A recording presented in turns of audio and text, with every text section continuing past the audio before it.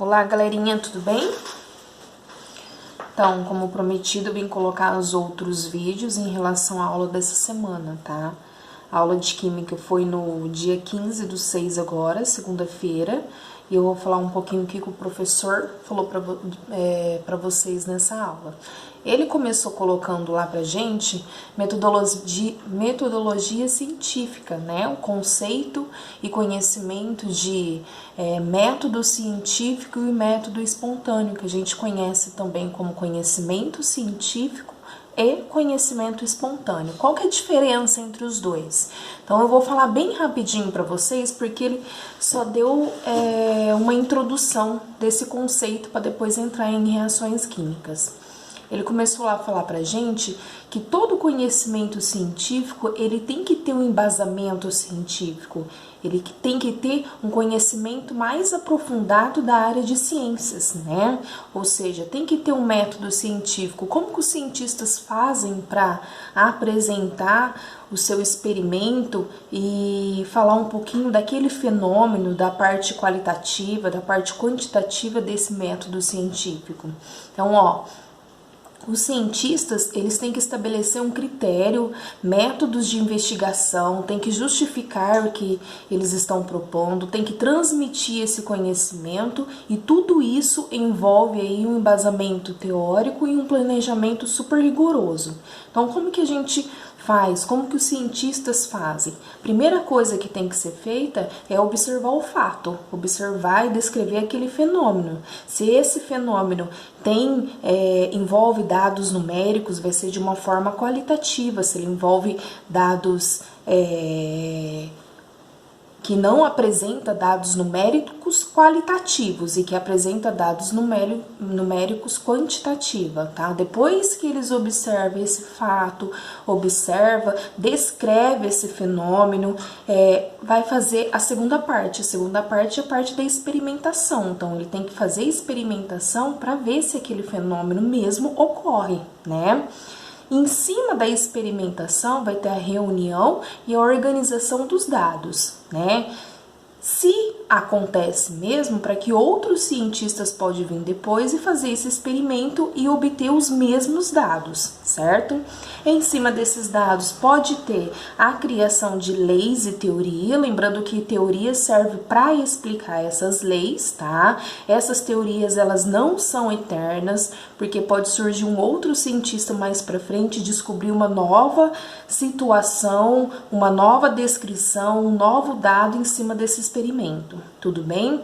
Vai fazer a previsão de novos fenômenos e novos materiais em cima desse experimento, ou seja, todo conhecimento científico, ele tem que explicar esse fenômeno que ele está observando. Lembrando que interpretação aí, ó, é a explicação desse fato. Diferente. Conhecimento científico é totalmente diferente do conhecimento espontâneo. O que são conhecimento espontâneo? São as experiências que a gente vive no nosso dia a dia. A gente conhece o experimento espontâneo como senso comum. O que significa isso, professora? Quando a gente enfrenta problemas no nosso dia a dia, quando nós trocamos ideias e informações, por exemplo, com outras pessoas, quando a gente utiliza o saber das gerações anteriores à nossa. Por exemplo, a minha avó sempre falou que eu não posso abrir o forno enquanto o bolo tá assando, porque senão ele vai murchar. Mas ela sabe por que isso acontece? Ou então, ela sabe o que acontece na massa do pão para ele crescer? Não sabe, mas ela tem essa experiência porque ela já viveu isso há muito tempo. Então, isso daí, ó, conhecimento espontâneo, é a experiência que a gente vive no nosso dia a dia. Eu não preciso de um embasamento científico, eu não preciso estudar profundamente isso. A gente vai passando de ser humano para ser humano, de geração para geração. Tem pessoas que falam que não pode chupar manga, tomar leite, né? Isso é um conhecimento espontâneo. Então, são situações que a gente vai passando de gerações em gerações e tem muita gente que leva isso à risca aí. Quantos medicamentos são formados aí por ervas, né? Que, querendo ou não, acaba amenizando a dor ou curando a dor, mas a pessoa não sabe por que aquilo aconteceu. E por que ela passou, então, esse medicamento? Pela experiência dela do dia a dia. Tá? Então, conhecimento científico e conhecimento espontâneo, um precisa do conhecimento metodológico científico, do embasamento, de um estudo aprofundado. Ele precisa observar, ele precisa fazer o experimento, precisa organizar esses dados. Aí, no final, vai ser criada uma lei e uma teoria em cima desse fenômeno, enquanto que o outro não, só depende da nossa experiência. Tá? Esse foi a introdução que o professor passou para vocês. Depois ele veio falar disso daqui, ó. Veio relembrar a aula anterior, né? Então ele começou falando lá de novo de fenômenos químicos e fenômenos físicos, enquanto que fenômeno químico nós já sabemos, vocês já sabem, estão cansados de saber que o químico altera a natureza da matéria, enquanto que o fenômeno físico não altera a natureza da matéria. Ah, professora, por que ele veio falando disso todas as aulas? Porque esse bimestre a gente vai ver só transformação química, tá? Então, ó, fenômeno físico, ele causa transformação da matéria, mas ele não ocorre alteração na natureza dessa matéria. Então, no fenômeno físico, a gente não tem formação de novas substâncias, enquanto que no fenômeno químico, a gente tem formação dessas substâncias.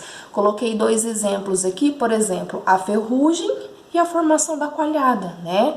Ferrugem, o ferro, ele passa por um processo de oxidação. Ele pega o gás oxigênio do ar atmosférico, oxida e ali ele tem uma nova formação de substância com características, propriedades totalmente diferentes do começo. É igual a coalhada. O que eu preciso?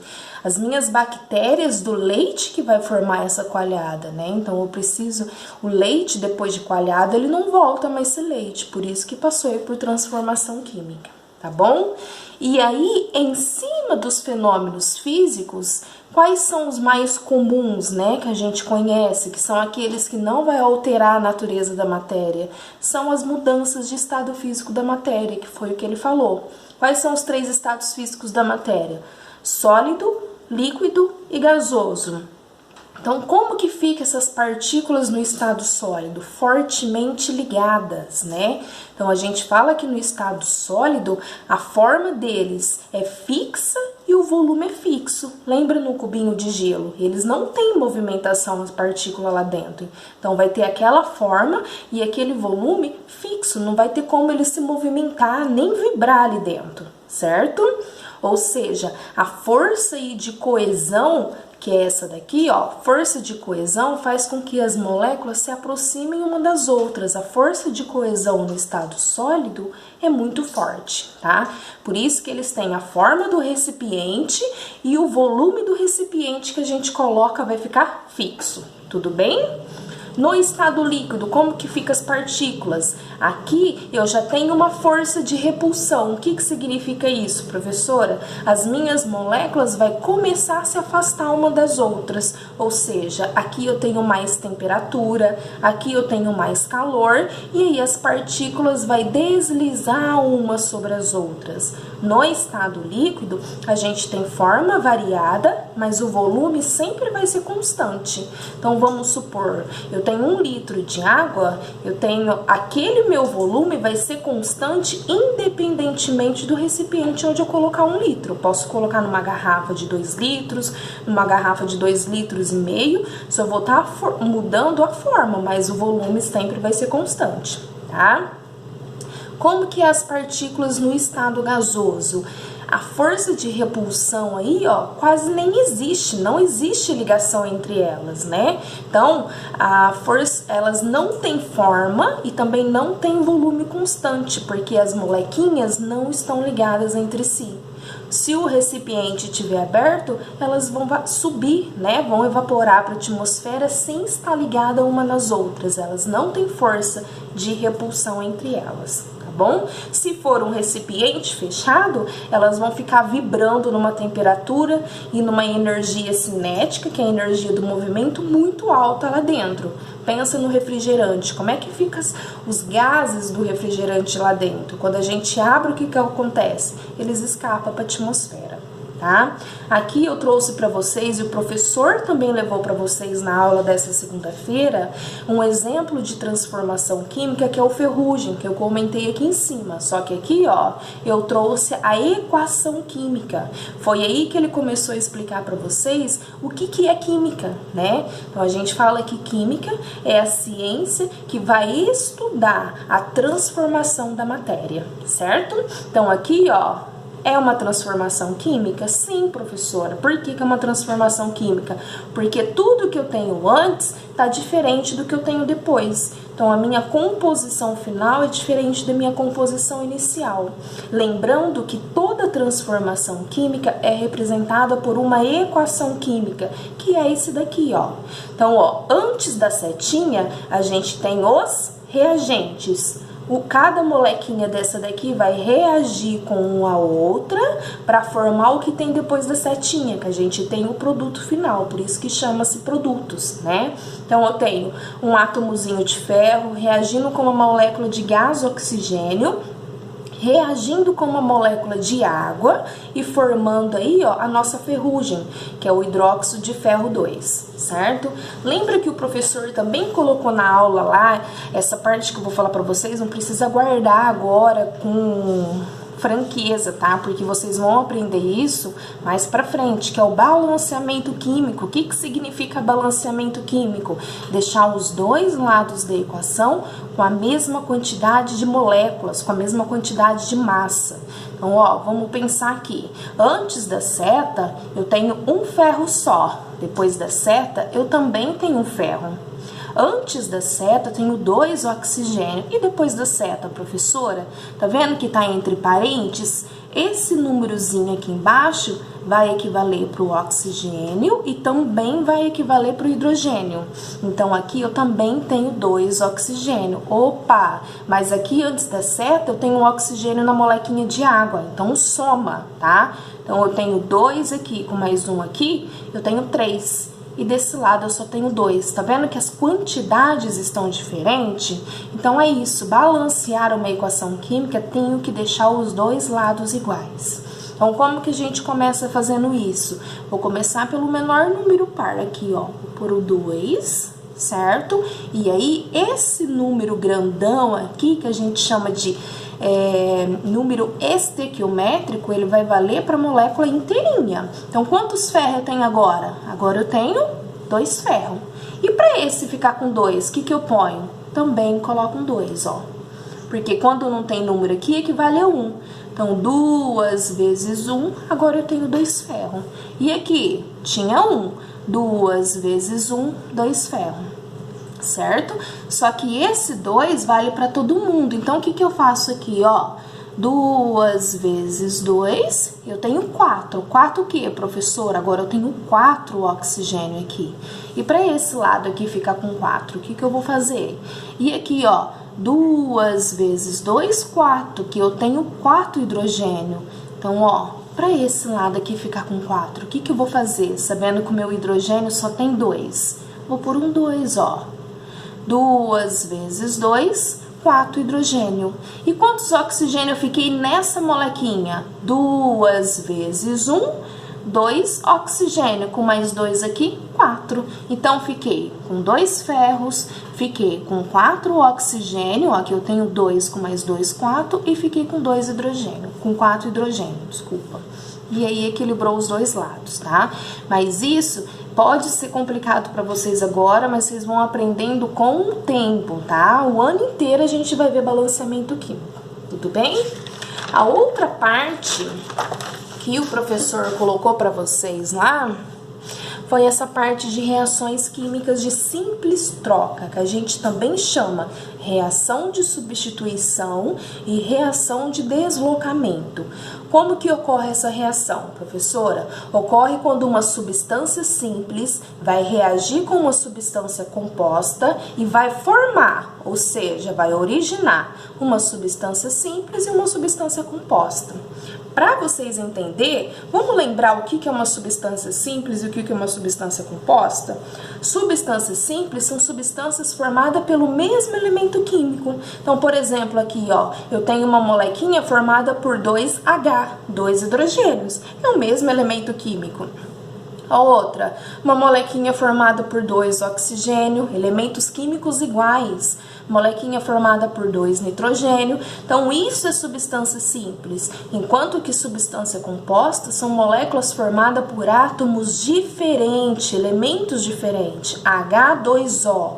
Na mesma molécula tem o hidrogênio, tem o oxigênio. CO2, na mesma molécula tem o carbono e tem o oxigênio. Isso é uma substância composta. O que é então reação de simples troca ou reação de deslocamento? É parecido com essa. O que acontece? Ó, eu tenho uma substância simples que vai reagir com uma substância composta e vai formar uma substância composta e uma substância simples, tá vendo? A reagiu com B e C, que formou AB mais C. Ou pode ser assim, ó, A que reagiu com B e C e formou AC e B, tá vendo? Substância simples reage com uma substância composta, formando uma substância composta e uma substância simples. Ah, mas por que isso, professora? Porque acontece o seguinte, por que deslocamento? A substância simples vai reagir com o ânion, tá vendo que isso daqui, ó, a gente sempre na molécula composta a gente tem um cátion e tem um ânion. Então a simples vai reagir com o ânion, vai deslocar ele para ele se tornar uma substância simples e vai ocupar aqui, ó, o lugar dele na substância composta, tá vendo? Então, o A reagiu com o C, deslocou ele se tornou uma substância simples, e aí o A se tornou uma substância composta com o vizinho do C, que era o B. Tudo bem? Vamos ver isso daqui na prática? Então, olha só, eu coloquei vários exemplos e para vocês resolverem esses exercícios, existe em química uma fila de reatividade. O que significa isso? Os metais, a gente tem os metais que são mais reativos que os outros. Os mais reativos vêm na frente, correto? Então, aqui, ó, ficou um espaço pequenininho, mas dá para vocês entenderem. Por exemplo, o lítio, que é o Li, ele é muito mais reativo que o potássio. Então, a fila ela vai crescendo, tá vendo? Da esquerda para a direita. Então, o meu lítio é mais reativo, que é o meu primeiro, tá vendo aqui? E o último aqui, que é o ouro, o AU, é o menos reativo. Então, se a gente for olhar nessa equaçãozinha aqui, ó, eu tenho zinco reagindo com sulfato de cobre, que vai formar sulfato de zinco mais cobre. Ocorreu por quê? Ó, o meu zinco, ele vai reagir com esse sulfato aqui, vai deslocar esse sulfato e ocupar o lugar do zinco, do cobre, tá? Então, é só a gente olhar o seguinte, nessa fila aqui, aonde que tá o meu zinco? O meu zinco tá aqui, ó, tá vendo? E aonde que tá o meu cobre? O meu cobre tá aqui embaixo, ó, tá atrás do zinco. Então, o zinco, ele tem força suficiente para deslocar esse cobre. Então, ele deslocou o cobre ficou sozinho e ele ocupou o lugar dele. Tudo bem? Isso é uma reação de deslocamento. Substância simples, substância composta, formou substância composta e uma substância simples. Olha a outra. Zinco reagindo com sulfato de níquel. Vamos ver? Aonde que tá o zinco aqui na tabela? Ele tá aqui e o níquel tá aqui embaixo, ó. Tá mais longe. Então, essa reação é possível. Eu consigo. O zinco desloca o níquel, porque ele é muito mais reativo, tem muito mais força. O níquel fica sozinho e ele ocupa o lugar dele. Tá vendo? Formando aí o sulfato de zinco do sulfato de níquel. Tá bom? Olha a outra. O níquel vai reagir com o cobre. Vamos ver onde que tá o níquel aqui, ó. O níquel está aqui e o cobre tá bem atrás dele. Tá vendo? Então, isso significa que o níquel é muito mais reativo que o cobre. Então, essa reação também é possível, certo? Olha essa outra. Eu tenho cobre que vai ter que reagir com zinco. Vamos ver se isso é possível? Aonde que tá o cobre? O cobre tá aqui, ó. E o zinco? Opa, o zinco tá lá em cima. O zinco tá na frente do meu cobre. Então, o cobre, ele não tem força suficiente para deslocar esse átomozinho, porque ele é menos reativo que o zinco. Por isso que essa equação química, essa reação não ocorre. Tá bom? Olha a outra, cobre e níquel. O cobre tá aqui e o níquel tá na frente do cobre. Então, o níquel que é mais reativo. Quer dizer que o cobre não tem força suficiente para deslocar esse elemento. Não tem força suficiente para deslocar o níquel e ocupar o lugar dele. Também não ocorre essa reação, certo? Outra coisa, o professor também colocou para vocês de uma forma bem rápida, mas eu vou explicar certinho, tá? Reação de deslocamento entre metais e o HCl. O que significa HCl, professora? Quando eu tenho uma reação química dos metais com algum ácido, e esse ácido normalmente é o ácido clorídrico, por isso HCl. Aqui em cima, ó, eu coloquei aquela mesma lista de fila de reatividade que eu tava mostrando para vocês, mas agora ficou bem melhorzinho, tá vendo? Então, vamos ver? Ó, a primeira, quando eu tenho zinco reagindo com duas molequinhas desse ácido, o HCl, o ácido clorídrico, pode acontecer essa reação? Vamos ver? Aonde que o meu zinco tá? O zinco tá aqui. Quando eu quiser ver o HCl, eu vou ver o primeiro elemento, o hidrogênio. Então, é sempre a substância simples reagindo com o hidrogênio. Então, ó, o zinco está aqui e o hidrogênio está bem atrás dele. Então, é possível, essa reação acontece, formando cloreto de zinco e gás hidrogênio, tá? Olha o outro, o ferro. Onde que tá meu ferro? Meu ferro tá aqui na frente. Tá vendo que a fila de reatividade vai crescendo? Aqui é o menos reativo e aqui é o mais reativo. Então, o ferro tá aqui na frente e o hidrogênio tá atrás dele. Então, é possível, porque o ferro tem muito mais força. Ele consegue deslocar esse hidrogênio daqui. Por isso que ele é mais reativo. Então, quando ele desloca o hidrogênio, ele ocupa o lugar dele, ó. Então, o ferro veio ficar junto com o cloro, formando o cloreto de ferro, e o hidrogênio ficou sozinho, formando o gás hidrogênio. Nessas reações, esse gás aqui, ó, evapora para a atmosfera, tá?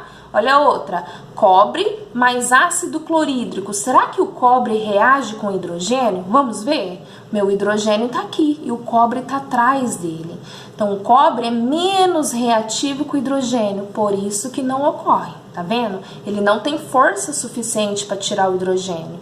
Olha o ouro, que é o AU. Aonde que tá o ouro? Ixi, o ouro é o último da minha fila de reatividade. O hidrogênio tá bem na frente dele. Então, o ouro também não tem força suficiente para deslocar esse hidrogênio. Por isso que essa reação também não acontece.